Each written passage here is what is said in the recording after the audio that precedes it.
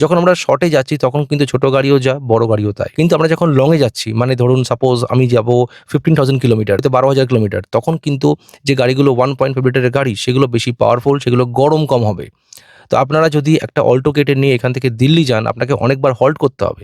কিন্তু আপনি যখন একটা 1.5 লিটার গাড়ি নিয়ে যাচ্ছেন, আপনাকে একবার কি দুবার হল্ট করলে হয়ে যাবে। এবার যদি আপনারা অনেক লং এ যাচ্ছেন, আপনারা ইউজ করবেন হাইওয়ে, তার জন্য কিন্তু Fronx better choice, better than Baleno.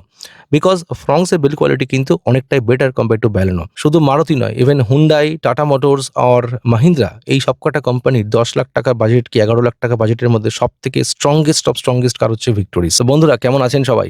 আশা করি সবাই ভালো আছেন। এই ভিডিওটা খুবই গুরুত্বপূর্ণ। প্রচুর কমেন্ট এসছে লাস্ট ৩-৪টে ভিডিওতে। রাকেশ দা, এখন কি গাড়ি কিনতে পারবো?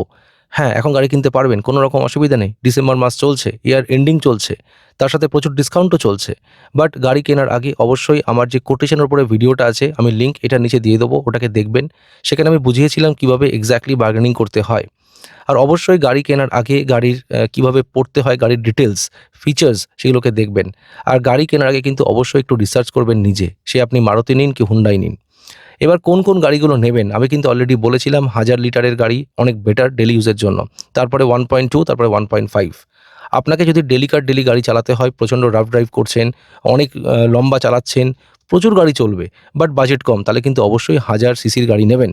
1.2 তে কিন্তু একটু মাইলেজ কম, আর 1.5 এ কিন্তু অনেকটাই মাইলেজ কম। এবার আমরা যখন ভিড়ভাড়ে চালাবো, সেটার জন্য সবথেকে বেস্ট একদম লো বাজেট গাড়ি Alto, Wagon R, Celerio, S Presso, Swift আছে, i10 আছে, এক্সটারও আছে, এর সাথে টয়োটা গ্লান্সাও আছে, ব্যালেনো আছে। বাট আপনি এবার ভেবে দেখুন কোনটা 1000 সিসির গাড়ি, আপনার কীরকম রান হবে, কতটা আপনি চালাবেন গাড়ি, তার উপর ডিপেন্ড করবে কতটা মাইলেজ, কতটা তেল খরচা হতে পারে। 1 বছর 2 বছর পর পর আপনাকে ইন্স্যুরেন্স রিনিউ করতে হবে, তখন কত খরচা পড়তে পারে। এগুলো কিন্তু সমস্ত ক্যালকুলেশন করার পরেই গাড়ি ডিসিশন নেবেন, ঠিক আছে? এবার এখন গাড়ি নিতে পারেন, কোনো অসুবিধা নেই, মার্চেও নিতে পারেন। এখন হচ্ছে চলছে ইয়ার এন্ডিংয়ের ডিসকাউন্ট থাকছে, অনেক ডিসকাউন্ট থাকে। তার সাথে মার্চ মাসে কিন্তু ফাইন্যান্সিয়াল ডিসকাউন্ট থাকে। মানে প্রত্যেকটা ডিলারের কাছে দুটো টার্গেট থাকে, এই বছরের শেষে কত গাড়ি বিক্রি করতে পেরেছে, তার পার্সেন্টেজ প্রফিট কত।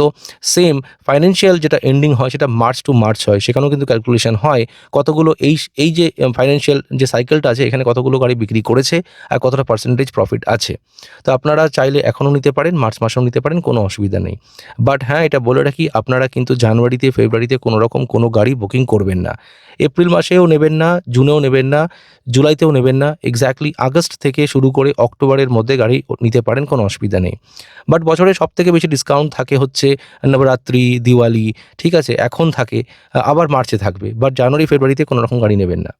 নিতে পারেন, কোনো অসুবিধা নেই। যদি ডিসকাউন্ট পাচ্ছেন তাহলে নিতে পারেন। বাট যারা ডিসকাউন্ট বেশি পাচ্ছেন না, বার্গেনিং করতে পারেন না ঠিকঠাক, একদম নিউ কাস্টমার, কোনো আইডিয়া নেই, তাহলে গো ফর মার্চ, অর আপনারা এখনও নিতে পারেন।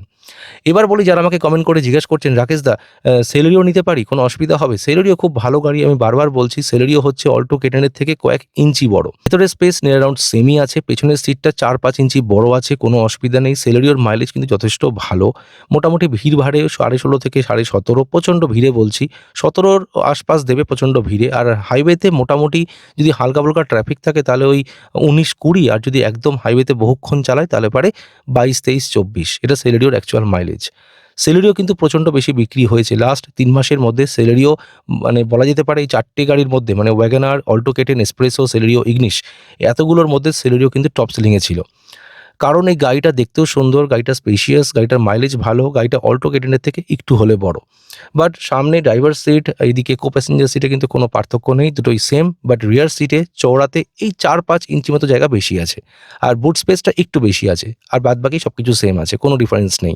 দুটোর ইঞ্জিন সেম, বডি সেম, বাইরের মেটালস মানে যে শিট সেটাও সেম, কোনো পার্থক্য নেই। এবার যারা বলছেন যে ওয়াগনার নিতে পারেন, ওয়াগনারের মতো গাড়ি হয় না দাদা। কিন্তু ওয়াগনারের যেটা বাইরের যে চাদর, গাড়ির যেটা চাদর, সেটা কিন্তু অনেকটাই পাতলা।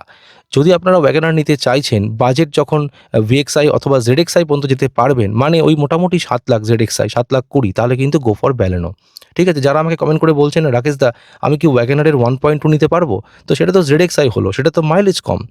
ওয়াগনার 1.2 থেকে কিন্তু মাইলেজ বেশি বেটার সুইফটে, মাইলেজ বেশি বেটার ব্যালেনোতে। তো আপনারা কিন্তু অবশ্যই ব্যালেনো নিলে পারে ওটার ডেল্টা নেবেন, অথবা সিগমা নেবেন, অথবা সুইফটের ভিএক্সআই নেবেন, ঠিক আছে? বাট সুইফটের ভিএক্সআইটা আরও দাম বেশি পড়ে যাবে, 7,80,000 তো ছুঁয়েই যাবে আশা করা যায়, ঠিক আছে?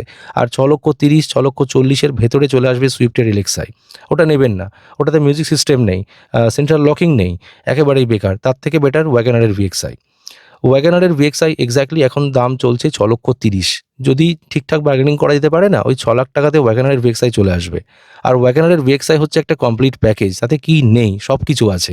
মানে মিউজিকটা ডিসপ্লে পাচ্ছি না, বাট স্টিরিও মিউজিক পাচ্ছি, এসি অতিরিক্ত ভালো, প্রচণ্ড স্পেশিয়াস গাড়ি। আর ওয়াগনার নিচ্ছেন, এটা খেয়াল রাখবেন গাড়িটার বিল্ড কোয়ালিটি কিন্তু অতটা ভালো না, তার জন্য গাড়িটাকে একটু সাবধানে চালাবেন।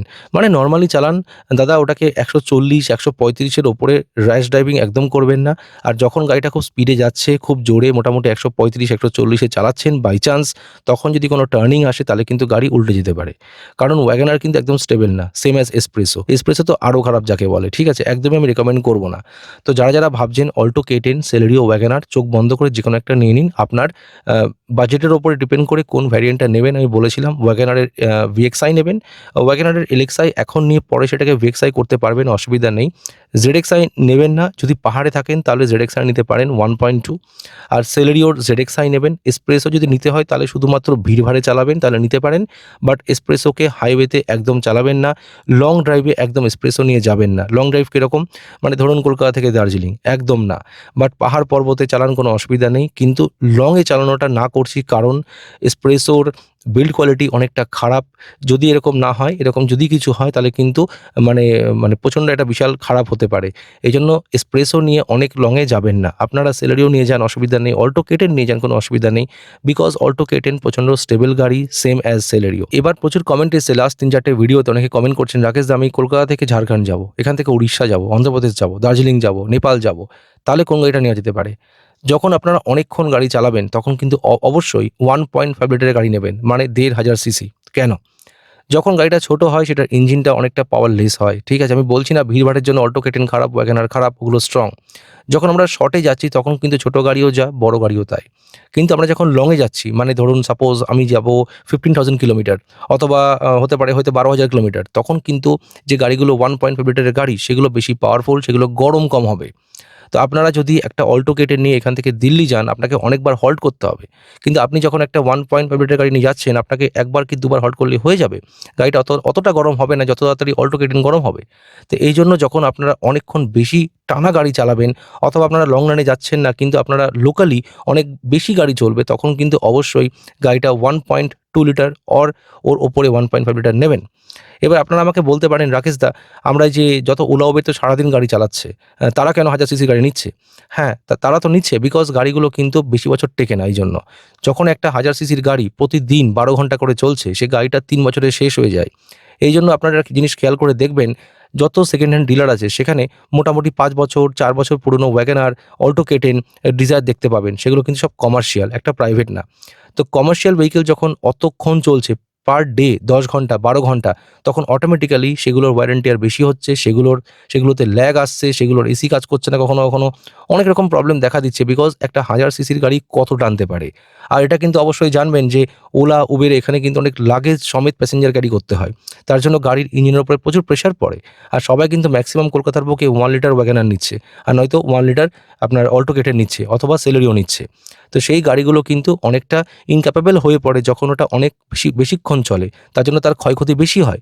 এই জন্য যদি আপনারা মনে করছেন যে 10 বছর ধরে আপনারা কোনো গাড়িকে রাখতে চান, অনেক বেশি চালাবেন, তাহলে কিন্তু অবশ্যই 1.2 গাড়ি নেবেন। এবার বলি 1.2 তে গেলে পারে কোন গাড়িটা বেটার হবে, কোনটা ভ্যালু ফর মানি। চোখ বন্ধ করে সুইফট, ব্যালেনো, টাইজার, ফ্রংস অথবা গ্লাঞ্জা, এই 4-5টা গাড়ির মধ্যে নিয়ে নেন, কোনো অসুবিধা নেই। সবকটা গাড়ি কিন্তু 1.2 লিটার। এবার এটা জানতে হবে, এই যে টাইজার আর ফ্রংস, এই দুটো গাড়ির মাইলেজ খুব কম। রাকেশ দা তো বলেছিলে যে ফ্রংস নেবেন না, মাইলেজ একদম কম। বাট হ্যাঁ বন্ধু, দেখো এই যে গাড়িটাকে নিয়ে যখন আমরা লংয়ে যাচ্ছি, মানে আমরা ইউজ করছি কি হাইওয়েতে কিন্তু এই সমস্ত গাড়ির মাইলেজ খুব ভালো। হাইওয়েতে গিয়ে ব্রেজার পেট্রোলের মাইলেজ ঠিকঠাক দেয়, 18 আশেপাশে দেয়। ফ্রংস দিচ্ছে মোটামুটি ওই 18.5 থেকে 19 কি 20 হাইওয়েতে গিয়ে। এবার যদি আপনারা অনেক লংয়ে যাচ্ছেন, আপনারা ইউজ করবেন হাইওয়ে, তার জন্য কিন্তু Fronx better choice, better than Baleno. Because ফ্রংসের বিল্ড কোয়ালিটি কিন্তু অনেকটাই বেটার কম্পেয়ার টু ব্যালেনো। আমি বলছি না ব্যালেনো বিল্ড কোয়ালিটি খারাপ, ওটাও ভালো, বাট ব্যালেনোর থেকে একটু হলেও জাবদা বেশি Fronx. Same goes for Taisor. আর গ্লাঞ্জা আর ব্যালেনো কিন্তু দুটোই সেম গাড়ি। তো এবার যারা বলছেন যে গাড়ি অনেকক্ষণ ধরে চালাতে চান, বহু বছর রাখতে চান, গাড়িটার টেকসই যাতে বেশি হয়, তাহলে অবশ্যই গো ফর 1.2 লিটার। তাহলে কিন্তু 1000 লিটার গাড়ি নেবেন না, যদি আপনারা গাড়ি খুব বেশি চালাবেন তাহলে। এবার তাও কি নিচ্ছে না লোকে? তাও তো নিচ্ছে। লোকে তো 1000 লিটারের গাড়িকেও সারাদিন চালাচ্ছে। বাট গাড়ির ওয়ার অ্যান্ড টিয়ারটা বেশি হবে 1000 লিটারে, আর ওয়ার অ্যান্ড টিয়ারটা কম হবে 1.2 তে, তার থেকেও কম ওয়ার অ্যান্ড টিয়ার হবে 1.5 এ। 1.5 লিটারের ইঞ্জিনটা অনেকটা বেশি পাওয়ারফুল, সে ক্যাপাবল অনেকক্ষণ চলার জন্য। বাট 1000 লিটারের গাড়ি কিন্তু অনেক তাড়াতাড়ি গরম হয়ে যায়। তো লাস্ট 4-5 বছর আগে আমি যাচ্ছিলাম নেপাল, তো ওটা একটা অন্য গাড়ি ছিল, আমার গাড়ি ছিল না, একটা অল্টো 800 ছিল। সেই গাড়িটা কিন্তু অনেকটা বেশি গরম হয়ে যাচ্ছিল, তাই জন্য ড্রাইভার বারবার দাঁড়াচ্ছিল আর বলছিল চা খেতে বলছিল। এই জন্য এই সমস্ত ছোট গাড়ি নিয়ে অনেক লংয়ে গেলে পারে 1 দিন যান, 2 দিন যান, ঠিক আছে। বাট ডেইলি লংয়ে যাচ্ছেন, ডেইলি 10 ঘন্টা চালাচ্ছেন, একদম চালাবেন না। বোঝা গেল? তো যদি আপনারা জিজ্ঞেস করছেন যে ব্যালেনো কি নিতে পারি? ব্যালেনো চোখ বন্ধ করে নিয়ে নেবেন। ব্যালেনো নিলে পারে ডেল্টা নেবেন, ভ্যালু ফর মানি। বাট যদি বাজেট সত্যি খুব কম থাকে তাহলে গো ফর ব্যালেনো সিগমা। বোঝা গেল? আর নয়তো টয়োটার গ্লানজা। গ্লানজার ফিচারটা একটু বেশি আছে কম্পেয়ার টু ব্যালেনো, আর গ্লানজার দামটা একটু বেশি, মোটামুটি 40,000-50,000 টাকা বেশি পড়ছে compare to Baleno. But Baleno আর গ্লানজা এই দুটোর থেকে কিন্তু বেশি বেটার বিল্ড কোয়ালিটি ফ্রংস আর টাইজারে। ঠিক আছে? বাট ওই যে বললাম ভিড়ভাড়ে চালালে পারে কিন্তু ফ্রংস নেবেন না, মাইলেজ কিন্তু খুব খারাপ। ফ্রংস মোটামুটি হালকা-ফুলকা রাস্তায় 17-18 দিয়েই দেয়। ঠিক আছে? আর হাইওয়েতে গিয়ে 19-20। কিন্তু যখন ভিড় হচ্ছে গাড়িটা কিন্তু প্রচণ্ড আকারে মাইলেজ কম দিচ্ছে। 10, 11, 12 ভিড়ে। Same goes for Taisor. এবার যারা কমেন্ট করছেন দাদা একটা ভালো সিডান গাড়ি বাজেটের মধ্যে কোনটা হতে পারে? একদম সিম্পল ডিজায়ার অথবা হোন্ডার অরা। ঠিক আছে? এই দুটো গাড়ি সবথেকে বেস্ট রিজনেবল প্রাইসে আছে সিডান গাড়ি। মিড সিডান গাড়ি বলা যেতে পারে, বিশাল লম্বা সিডান গাড়ি নয়। নতুন ড্রাইভারদের জন্য খুব ভালো, ডিজায়ার নিতে পারেন, কোনো অসুবিধা নেই। খুব ভালো গাড়ি, বিল্ড কোয়ালিটি প্রচণ্ড বেটার হয়ে গেছে compare to last 10 years. Desire হচ্ছে এখন মাইলেজ একটু কম দিচ্ছে, যেহেতু গাড়িটা ভারী হয়েছে, 18-19 এর আশেপাশে দিচ্ছে হাইওয়েতে, আর ভিড়-ভাড়ে ওই 13-14 আশেপাশে, তাও দিচ্ছে না, 12-13 এরকম। এবার ডিজায়ার কিন্তু মানে এমন একটা গাড়ি যেটা বহু বছর চলবে, আপনি সেটাকে রাফ ইউজ করুন, প্রচুর লম্বা রানে নিয়ে যান, কোনো অসুবিধা নেই, কোনো রকম হিটিং ইস্যু নেই, র্যাটিং নয়েজ নেই, গাড়িটার মাইলেজও ঠিকঠাক, কমফোর্ট অসাধারণ। গাড়িটা দেখে সবাই বলে যে না এমন একটা গাড়ি নিয়েছে, দেখে মনে হচ্ছে 10 লাখ টাকার গাড়ি।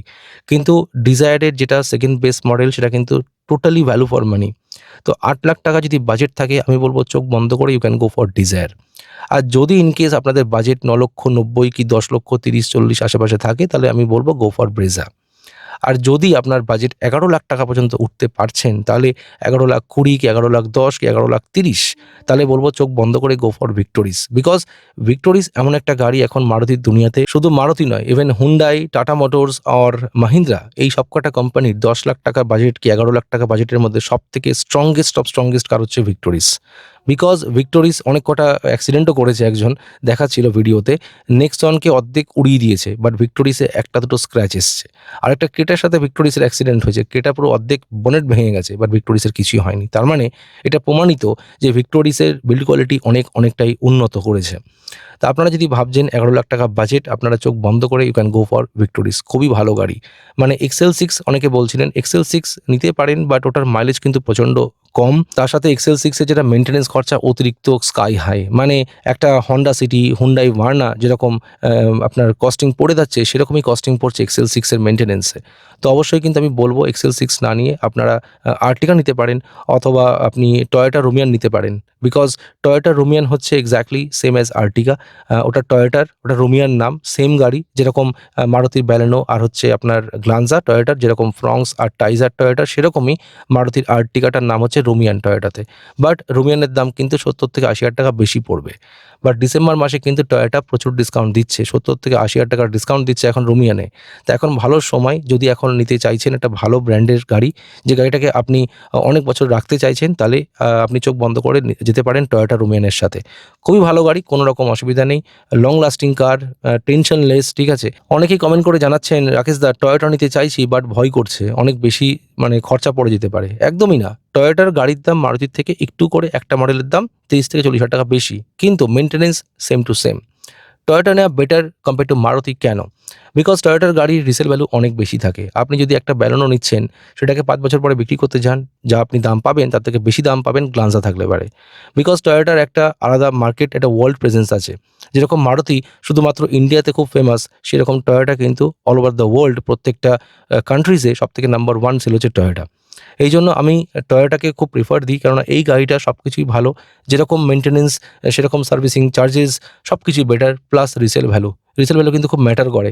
আপনি যখন একটা গাড়ি কিনছেন আপনি ভাবেন যে এ বাবা গাড়িটাকে বেচার কথা কেন বলে বারবার, বিকজ একটা গাড়ির রিসেল ভ্যালুর উপর ডিপেন্ড করে সব কিছু। যদি গাড়িটার রিসেল ভ্যালু বেশি হয় তার মানে গাড়িটার ডিমান্ড আছে, গাড়িটার স্পেয়ার পার্টস ভালো, গাড়িটা খারাপ হয় না, এর জন্যই না গাড়িটার দাম বেশি ভালো। আর এর জন্যই তো টাটা মোটরসের কোনো দাম নেই, রিসেল ভ্যালু জিরো, বিকজ ওদের গাড়ি স্পেয়ার পার্টস কিছুই টেকে না 1 বছর কি 2 বছর হার্ডলি। ঠিক আছে, বোঝা গেল? তো এই মোদ্দা কথা হচ্ছে এটাই, যদি আপনি গাড়ি নিতে চাইছেন গাড়ি নিতে পারেন। যে গাড়িগুলো বললাম সেগুলো অবশ্যই টেস্ট ড্রাইভ নেবেন। আর যারা বলছেন i20 জাস্ট অসাধারণ গাড়ি, কিন্তু i20 এর মাইলেজ অতিরিক্ত কম, ভিড়-ভাড়ে 6, 7, 8 আর হাইওয়েতে গিয়ে ওই 14 থেকে 15 তার উপর দেয় না। একদম নেবেন না। ওর থেকে বেটার এক্সটার, ঠিক আছে? ওর থেকে বেটার মাহিন্দ্রা XUV 3XO। মানে 3XO এর মাইলেজ কম বাট i20 থেকে বেটার। আমি কখনোই মাহিন্দ্রা রেকমেন্ড করব না, বিকজ মাহিন্দ্রার যেটা সার্ভিসিং অনেকটাই বেশি পড়ে, প্লাস ওদের কিন্তু স্পেয়ার পার্টস অনেক খারাপ হয়। বেশি ডিটেলসে বলব না, বাট এটুকুনি বলতে পারি যদি বাজেট থাকে 8 লাখের আশেপাশে তাহলে go for Baleno second best model, অথবা ডিজায়ার VXI, অথবা সুইফট নিতে পারেন। অনেকটাই বাজেট কমে হয়ে যাচ্ছে, বাট সুইফট নিলে কিন্তু ওটার VXI নেবেন, ঠিক আছে? কেন ফালতু এক্সট্রা খরচা করবেন? যদি বাজেট কম থাকে, যদি খুব টাইট বাজেট থাকে তাহলে গো ফর ওয়াগনার VXI, ঠিক আছে? কোনো অসুবিধা নেই, অথবা সেলেরিও ZXI, ঠিক আছে? নয়তো অল্টো K10 VXI প্লাস, আর নয়তো ব্যালেনো সিগমা, পরে গিয়ে ওটাকে ডেল্টা করে নেবেন, কোনো অসুবিধা নেই, ঠিক আছে? লোক দেখানো জিনিস করে লাভ নেই দাদা, আপনার যেটা দরকার সেটা করুন, যে গাড়িটা বেটার সেটা নিন, ঠিক আছে? বোঝা গেল? তাহলে দেখা হচ্ছে পরের ভিডিওতে। অবশ্যই কমেন্ট করে জানাবেন আপনারা কোন গাড়ি নেওয়ার প্ল্যানিং করছেন, বা কিরকম কি কোটেশন পাচ্ছেন। কমেন্ট অবশ্যই করবেন। আমি যদি কমেন্টে রিপ্লাই না দিই কিছু মনে করবেন না, বিকজ আমার অনেক কটা চ্যানেল আছে, প্রচুর কমেন্ট আসে, আমি কমেন্টগুলো পড়ে তারপরে ভিডিও বানিয়ে চলে আসবো, ঠিক আছে? দেখা হচ্ছে পরের ভিডিওতে। একটা লাইক করবেন, সাবস্ক্রাইব করবেন। Bye bye guys, take care.